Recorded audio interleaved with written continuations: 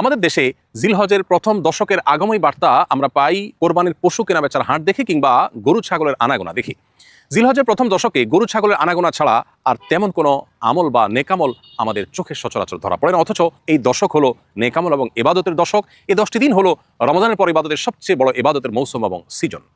মধ্যপ্রাচ্যে একটি চমৎকার জিনিস আমার চোখে ধরা পড়েছে, সেটি হলো অনেকে তার বাসাবাড়ির সামনে কিংবা সুপার শপ কিংবা শপিং মল বা ছোটোখাটো দোকানপাটের সামনেও কোনো অডিও ডিভাইস স্থাপন করে সেগুলোতে মৃদু ভলিউমের তাকবীরের অডিও তারা চালু করে রাখেন। উদ্দেশ্য পথচারী এবং আশপাশ দিয়ে যাওয়া মানুষজন যেন এই তাকবীর শুনে তাদের স্মরণ এবং তারা যেন তাকবীর বলে ওঠেন। মিডল ইস্টের চমৎকার কালচারটিকে অনুসরণ করে আমি আমাদের বাসার নিচে এবং বাসার সামনে থাকা মসজিদের সম্মুখে দুটি ছোট ডিভাইস স্থাপন করে সেগুলোতে মৃদু ভলিউমে তাকবীরের অডিও চালু করে রাখার উদ্যোগ গ্রহণ করেছি। উদ্দেশ্য পথচারীদের যেন এই তাকবীর শুনে তাকবীরের কথা স্মরণ হয় এবং তারা যেন তাকবীর বলে ওঠেন। প্রিয় দর্শক, আমরা চাইলে আমাদের আশেপাশে এরকম তাকবীর ধ্বনিতে যেন মুখরিত হয় এবং আশপাশে মানুষদের যেন স্মরণ হয় সেরকম নানাবিধ উদ্যোগ গ্রহণ করতে পারি। প্রিয় দর্শক, আল্লাহ রাব্বুল আলামিন কোরআনে কারীমে সূরা ফাজরের 2 নম্বর আয়াতে বলেছেন ওয়ালায়ালিন আশ, 10টি রাতের শপথ। বেশিরভাগ মুফাসসিরগণ বলেছেন এর মাধ্যমে জিলহজের প্রথম 10টি রাতকে বোঝানো হয়েছে। যে 10টি রাতের শপথ করে আল্লাহ গুরুত্বপূর্ণ একটি বার্তা দিতে চেয়েছে, সেই 10টি রাতের মাহাত্ম্য মর্যাদা যে অনেক বেশি সেটা বলার অপেক্ষা রাখে না। সেই 10টি রাত হলো জিলহজের প্রথম 10টি রাত। সহিহ বুখারীতে বর্ণিত হয়েছে নবী করিম সাল্লাল্লাহু আলাইহি ওয়াসাল্লাম বলেছেন মামিন আইয়ামিন আল আমালুস সালিহু ফিহিন্না হাব্বিলাল্লাহ মিন হাদিল আইয়াম। অর্থাৎ জিলহজের প্রথম দশকে নেকামল করলে আল্লাহ তাআলার কাছে এটা যতটা প্রিয় হয়, অন্য কোনো সময়ের অন্য কোনো রকমের নেকামল আল্লাহর কাছে এত প্রিয় নয়। সাহাবীদেরকেও জিজ্ঞাসা করলেন ইয়া রাসূলুল্লাহ, অন্য সময় যদি আল্লাহর রাহে কেউ জিহাদ করেন সে আমলটাও কি এর চেয়ে প্রিয় নয়? নবীজি বলেছেন ওয়ালাল জিহাদু ফি সাবিলিল্লাহ। এমনকি অন্য সময় আল্লাহর রাহে জিহাদ করলেও সেটা বিপুল পরিমাণ সওয়াবের বিষয় হলেও এই আমলের অর্থাৎ এই দশকের নেকামলের সমতুল্য সেটি নয়। তবে কেউ যদি অন্য কোনো সময় জিহাদে গিয়ে তার জান মাল সবকিছুকে আল্লাহর রাহে উৎসর্গ করে ফেলেন তাহলে তার কথা ভিন্ন। এখান থেকে পরিষ্কারভাবে বোঝা যায় এই দশকটি এর গুরুত্ব এবং মর্যাদা এবং মাহাত্ম্য কত বেশি, এর তাৎপর্য কত বেশি। প্রিয় দর্শক, এই দশককে ঘিরে কোরবানি ছাড়া বা কোরবানির প্রস্তুতি ছাড়া আমাদের সমাজে অন্য কোনো আমল দেখা যায় না। এটি দুর্ভাগ্যজনক একটি বাস্তবতা। তাই আসুন জিলহজের এই দশককে আমরা আমল, ইবাদত এবং নেকামল দিয়ে সাজাবার চেষ্টা করি। বিশ্ববিখ্যাত হাদিসবেত্তা হাফেজ ইবনে হাজার আল আসকালানী রাহমাতুল্লাহি আলাইহি বলেছেন জিলহজের প্রথম এই 10টি দিনের গুরুত্ব এবং তাৎপর্য এত বেশি হওয়ার কারণ হলো ইসলামের যত নেকামল এবং ইবাদত আছে, মৌলিক ইবাদত এবং রোকন আছে, সবগুলোর সমাহার এবং সম্মিলন শুধু এই দশকেই সাধারণত ঘটে।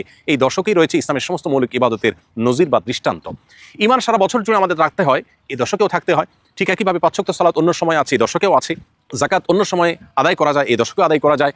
সিয়াম বা রোজা রমজান মাসে আমাদের রাখতে হয়। এই দশকের 9 তারিখে এবং প্রথম 9 দিন জুড়ে রোজা রাখার নির্দেশনা রয়েছে। অতএব রোজার নমুনা বা আমলও এখানে আছে।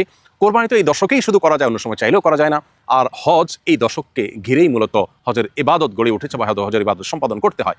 ঠিক এভাবে ইসলামের মৌলিক সমস্ত ইবাদতের সমাহার এই দশকে পাওয়া যাওয়ার কারণে এর গুরুত্ব অনেক বেশি। প্রিয় দর্শকের জন্য আসুন এই দশককে আমল এবং ইবাদত দিয়ে আমরা সাজিয়ে তোলবার চেষ্টা করি।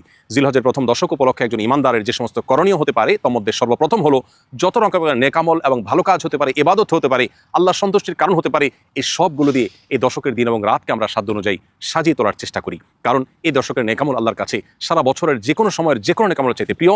অতএব আমলের এই মৌসুমকে নেকামল দিয়ে আমরা ভরিয়ে তোলার চেষ্টা করি। 5 ওয়াক্ত ফরজ নামাজ তো বিশেষভাবে গুরুত্বের সাথে আদায় করবই। পুরুষরা জামাতের সাথে মহিলারা যথাযথভাবে যথাসময় আদায় করব।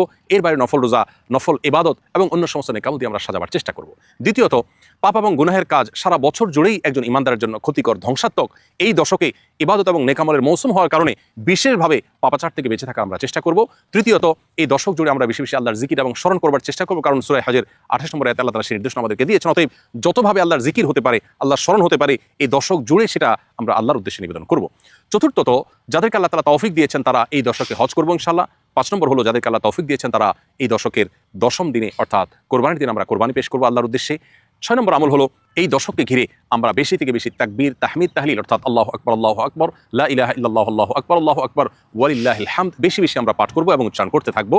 সাহাবীদের মধ্যে কোনো সাহাবী এই দশক উপলক্ষে বাজারে যেতেন শুধুই তাকবীর পাঠের উদ্দেশ্যে। কিছুটা সরবে বা উচ্চ কণ্ঠে তারা তাকবীর পাঠ করে অন্যদেরকে স্মরণ করাতেন যাতে তাদের তাকবীর শুনে অন্যরাও তাকবীর পাঠ করেন। কতটা গুরুত্বপূর্ণ হলে এই দশকে তাকবীর দ্বারা পুরো পরিবেশকে মুখরিত করবার চেষ্টা সাহাবীগণ করতেন। অতএব এই দশকের দিন এবং রাতকে আমরা সাধ্য অনুযায়ী নারী পুরুষ সবাই, নারীরা নীরবে, পুরুষরা যেখানে সরবে দরকার হয় সেখানে সরবে, যেখানে নীরবে হয় সেখানে নীরবে তারা বিশেষ তাকবীর পাঠ করব।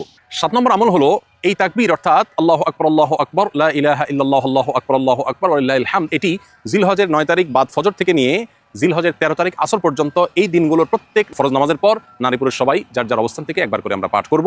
এটি হলো বিশেষভাবে এই তাকবীর পাঠের আমল। সাধারণভাবে পুরো দশক জুড়ে আর বিশেষভাবে 9 থেকে 13 জিলহজ পর্যন্ত এই তাকবীর পাঠ করতে হবে প্রত্যেক ফরজ নামাজের পরে। 8 নম্বর আমল হলো যারা কোরবানি করার নিয়ত করেছেন, কোরবানি করবেন ইনশাআল্লাহ, তারা জিলহজের চাঁদ উদিত হওয়ার পর থেকে নিয়ে কোরবানি পর্যন্ত এই সময়টুকুতে চুল, নখ এবং শরীর বঞ্চিত লোম ইত্যাদি কাটা থেকে বিরত থাকবেন। অর্থাৎ জিলহজের চাঁদ ওঠার আগে আগে এগুলো কেটে শেষ করবেন এবং প্রয়োজন হলে কোরবানির পরে করবেন। এর মধ্যবর্তী সময়ে এগুলোতে আর হাত দিবেন না বা কাটবেন না।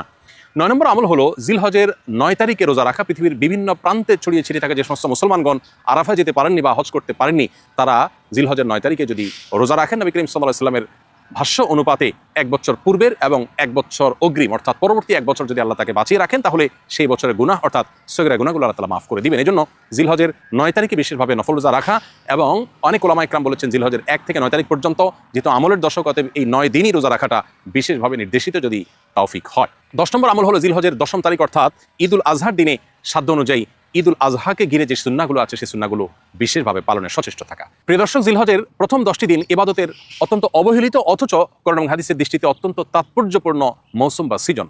আসুন প্রত্যেকে যার যার জায়গা থেকে এই দশকের তাৎপর্য, গুরুত্ব এবং মাহাত্ম্য সম্পর্কে মানুষের মধ্যে সচেতনতা সৃষ্টি করি, মানুষের মধ্যে জানাশোনাটা বাড়ানোর চেষ্টা করি, এবং সেই সাথে এই দশকের করণীয়গুলো নিজেরা আমল করি, অন্যদেরকে আমল করতে উদ্বুদ্ধ করি। আল্লাহ রাব্বুল আলামিন আমাদের সবাইকে জিলহজের এই দশকের গুরুত্ব অনুধাবন করা, অন্যদের মধ্যে সচেতনতা সৃষ্টি করা এবং আমল দিয়ে এই দশককে অর্থবহ করে তোলার তৌফিক দান করুন। জাযাকুমুল্লাহু খায়রা। আসসালামু আলাইকুম ওয়া রাহমাতুল্লাহ।